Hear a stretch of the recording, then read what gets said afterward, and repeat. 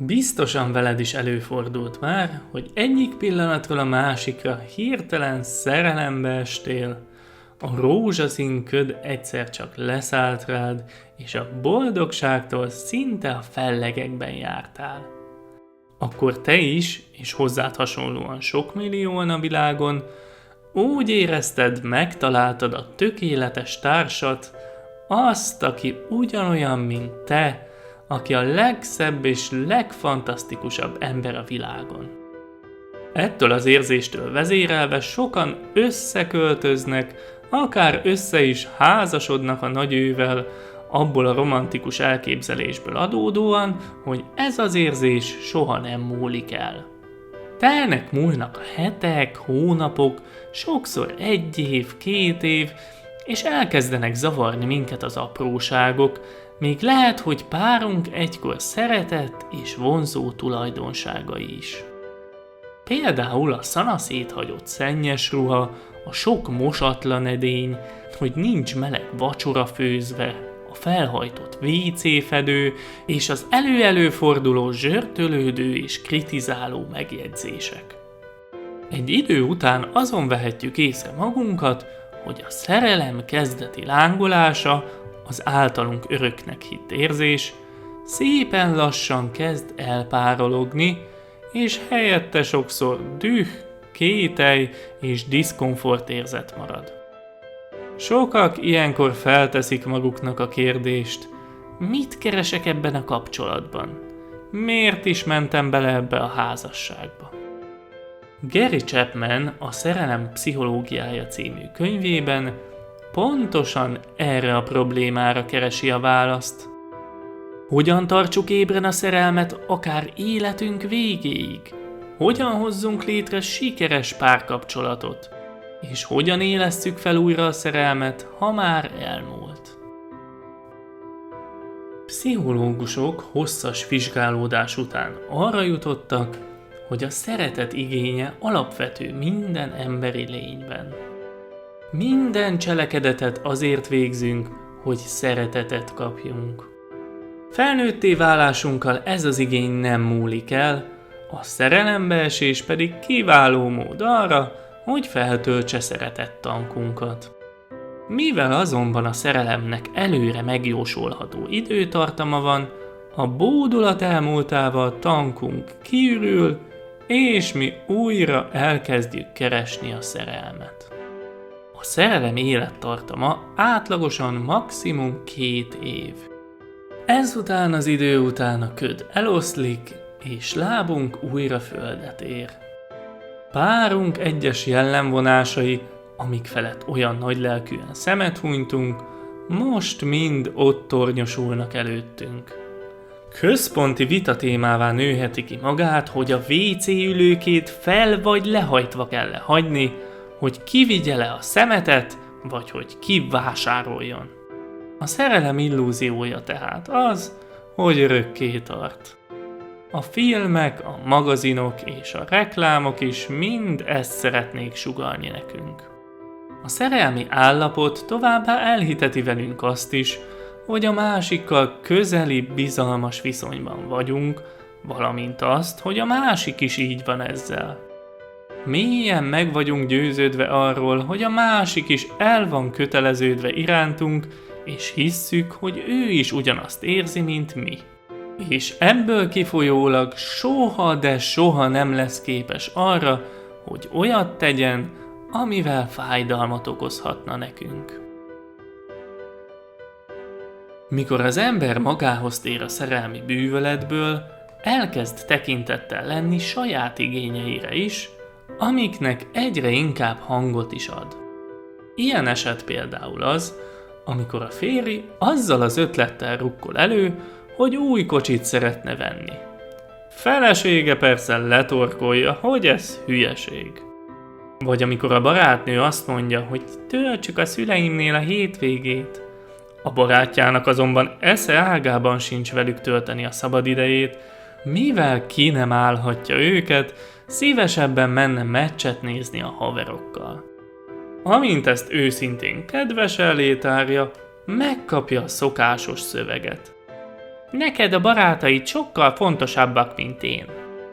Ugye neked is ismerős? Szép lassan ráébredünk, hogy a másik ember egy önálló egyéniség, önálló akarattal és jellemmel. A szerelmesek tehát csak hamar kiesnek a szerelem állapotából, mivel a valóság egyre távolabb sodorja őket egymástól. Veszekedések, nézeteltérések alakulhatnak ki. Ezután törvényszerűen következik, hogy a találkozók ritkulnak, majd elmaradnak, és következik a szakítás vagy a válás. Amerikai pszichológusok egy csoportja arra az eredményre jutott, hogy a szerelem 3 fő okból nem tekinthető valódi szeretetnek. A szerelembeesés nem tudatos választás vagy szabad akarat kérdése, önmagunktól nem tudjuk előidézni. Másfelől egyik pillanatról a másikra elkaphat a gépszíj, és szerelembe esünk. A szerelem azért sem lehet valódi szeretet, mert nem igényel semmiféle erőfeszítést, csupán megtörténik az emberrel. Nem kell hozzá sem önfegyelem, sem tudatos munka. Aki szerelmes, az nem érdekelt abban, hogy a másik személyisége fejlődjön, sem pedig abban, hogy a sajátja. Ez az állapot azt érezteti velünk, hogy megérkeztünk a célunkhoz, innen nincs hova tovább fejlődnünk, sem pedig változnunk és jobb emberré válnunk. De ha a szerelem nem a valódi szeretet, akkor mi az? A valódi szeretet tudatos döntés eredménye, szerepet kap a szabad akarat. Odafigyeléssel folyamatosan tanulható és fejleszthető, nem pusztán ösztönös cselekvés eredménye. A másik és önmaga fejlesztése érdeke mindkét félnek, hogy a kapcsolat egyre magasabb szintre jusson. Az ember legfőbb szükséglete az, hogy szeressék, nem pedig az, hogy szerelembe essen. Őszinte és kölcsönös szeretet kapcsolatra vágyunk valakivel, ami tudatos döntés eredménye, nem pedig véletlenszerűen megtörtént esemény. Arra van tehát szükségünk, hogy olyan valaki szeressen bennünket, aki tudatosan választott minket, mert érdemesek vagyunk a szeretetére. Hogyan lehet akkor a szeretetet tudatosan gyakorolni? Szeretettankja mindenkinek van, azonban az üzemanyag, amivel működik, mindenkinél más és más. Ha nem a megfelelő módon, vagyis szeretetnyelven szólunk a másikhoz, az illető nem fogja érteni, mit is szeretnénk. Olyan ez, mint amikor valaki csak japánul ért, de hozzá folyamatosan spanyolul beszélnek. Nem fogja megérteni a spanyol nyelvet. A szeretetnyelvekkel is így van ez. Volt egy férfi, aki már a 3. házasságát taposta. 2-3 év után mindegyik csődbe ment. A férfi dicsérte a feleségét, milyen csinos, kedves, okos és szép, de cserébe csak korholást és zsémbelést kapott az asszonytól. A felesége mindig csak követelőzött, úgy, mint mikor mosod már le a kocsit, miért nem viszed már ki a szemetet? Ez az eset tipikus példája annak, amikor a felek elbeszélnek egymás mellett, vagyis amikor nem beszélik egymás szeretetnyelvét. Ez a férfi és a felesége nem ugyanazt a szeretetnyelvet beszélte. A férfi szeretetnyelve az elismerő szavak volt, míg a feleségé a szívességek. Ez azonban csak 2 az 5 szeretetnyelv közül, amivel feltölthetjük párunk szeretettankját. Lássuk tehát őket picit részletesebben. A szeretetnyelvek első csoportja a pár kedves szó vagy elismerő szavak. Sokan lebecsülik a szavak erejét, holott a szóbeli megerősítés, a kedves és elismerő szavak igen hatékony kifejezői a szeretetnek. Erre a legalkalmasabbak az egyszerű és konkrét megerősítések és dicsérő megállapítások. Például, milyen csinos vagy ebben a ruhában. Igazán figyelmes vagy, hogy észrevetted, hogy teli a szemetes kosár és kivitted. Köszönöm, hogy ma este megterítettél helyettem. Ez természetesen nem jelenti azt, hogy csak azért mondjunk valakinek szép és kedves szavakat, mert ki akarunk csikorni tőle valamit. Ez csak akkor működik, ha őszinték vagyunk, és célunk az, hogy boldoggá tegyük párunkat. A szeretett nyelvek második csoportja az igazi együttlét, vagyis a minőségi idő. Ez alatt nem azt értjük, amikor fáradtan hazaérünk a munkából, és párunkkal üveges tekintettel bámuljuk a tévét. Az igazi és tartalmas együttlét azt jelenti, hogy a tévé és egyéb elektronikus eszközeink háttérbe szorulnak, és teljes figyelmünk a párunké. Így sem kell bonyolult dolgokra gondolni. Ilyen lehet például az, amikor csak ülünk egymással szemben és beszélgetünk, teljesen egymásra figyelve. Vagy lehet ez egy kellemes séta a közeli erdőben, vagy egy közösen elkészített vacsora, amely során megosztjuk egymással gondolatainkat. Az igazi együttlét kulcsa az, hogy 100% megértéssel és nyitottsággal, osztatlanul párunkra figyeljünk, időnk legyen csakis az övé. Ezzel erősíteni tudjuk párunkban és magunkban az egymáshoz tartozás érzését, és kellemes velejárója, hogy a kapcsolat szép emlékekkel gazdagodik. A szeretett nyelvek harmadik csoportja az ajándékozás. Ez talán a legősibb fajtája a szeretet kifejezésének. Minden kultúrában megtalálható az ajándékozás valamilyen formája, amivel megajándékozzák a szeretett személyt házasságkötés vagy ünnepnapok alkalmával. Lényege, hogy az adott tárgyat eltehetjük, és bármikor kézbe vehetjük, ilyenkor arra gondolunk, hogy akitől kaptuk, gondolt ránk. Ajándéka ennek a gondolatnak a szimbóluma.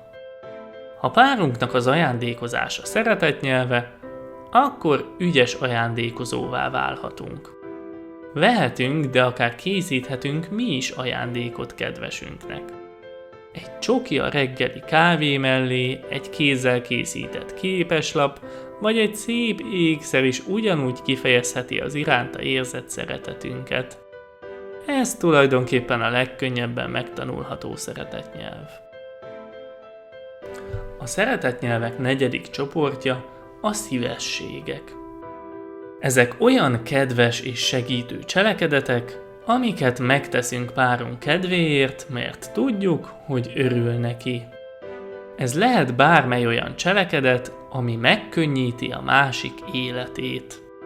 Például a vacsora megfőzése, a bevásárlás elintézése, rendrakás a szekrényben, kipakolás a mosogatógépből, vagy a lakás kiporszívózása.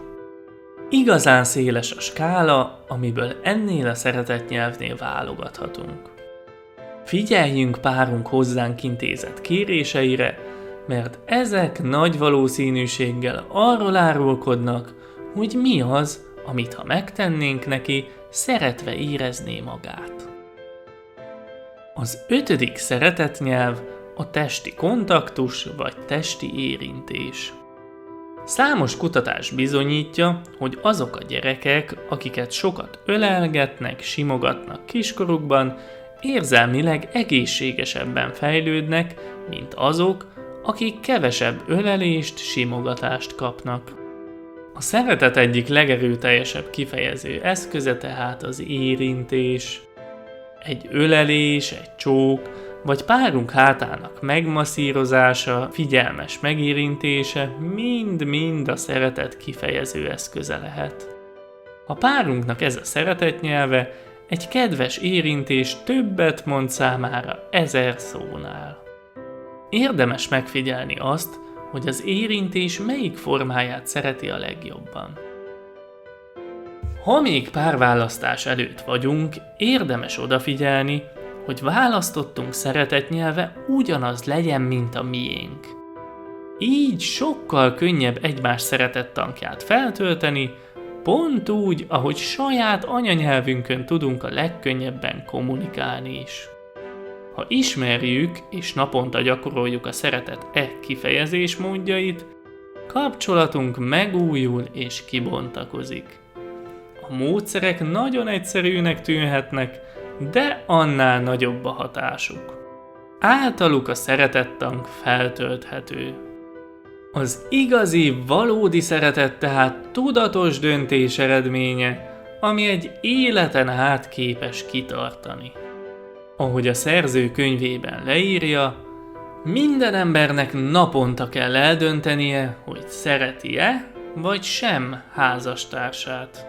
És ha úgy dönt, hogy szereti, akkor azt a házastárs által kért módon tegye, mert a szeretet kifejezése így a leghatékonyabb. Ha tetszett a videó, nyomj egy lájkot, és ha szeretnél még nagyszerű gondolatokat hallani sikeres könyvekből, iratkozz fel, és kapcsold be az értesítéseket is.